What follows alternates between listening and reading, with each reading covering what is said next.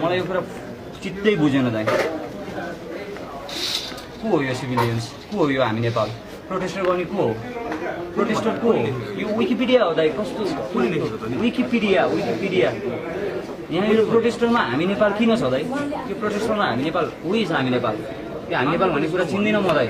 I don't know हामी नेपाल उसले just एउटा भोलिन्टियरको काम गरिरहेको थियो पानी बाँडिरहेको थियो केही कुरा पर्यो भने मेडिकलको हेल्प गरिरहेको थियो द्याट्स हामी नेपाल त्यति हो त्यति कुरामा हामी नेपाल छौँ अनि सिभिलियन्स वाट इज सिभिलियन्स भन्ने कुरै छैन 1997 देखि 2012 सम्म बुझ्नुभयो नि 1997 देखि 2012 सम्मको पुस्ता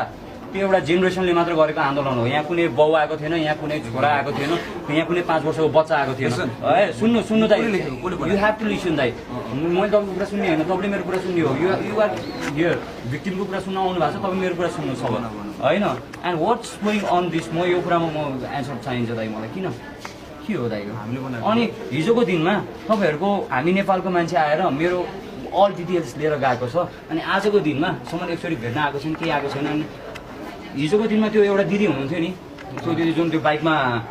के अरे उपचार गर्न लिएर गएको हो उहाँ आउने बेलामा मैले त्यो एउटा भिडियो देखाएको थिएँ वाइ त्यो बिरामी भेट्न जाने बेलामा चाहिँ त्यो हामी नेपालको ज्याकेट लगाएर जानुपर्छ भनेर भन्ने कुरा किन दाइ म एउटा सिधा कुरा गरिदिन्छु हजुर लिडरसिप गर्नु भएको छ द्याट्स फाइन त्यो केही फरक परेन लिडरसिप गर्नु होइन तर यदि लिडरसिप गर्ने हो भने हामी नेपालको टी सर्ट खोलेर आउनु सिधा कुरा त्यही हो दाइ यदि तपाईँलाई होइन अहिले लगाएको छैन त्यो केही फरक परेन होइन अहिले लगाएको छैन तर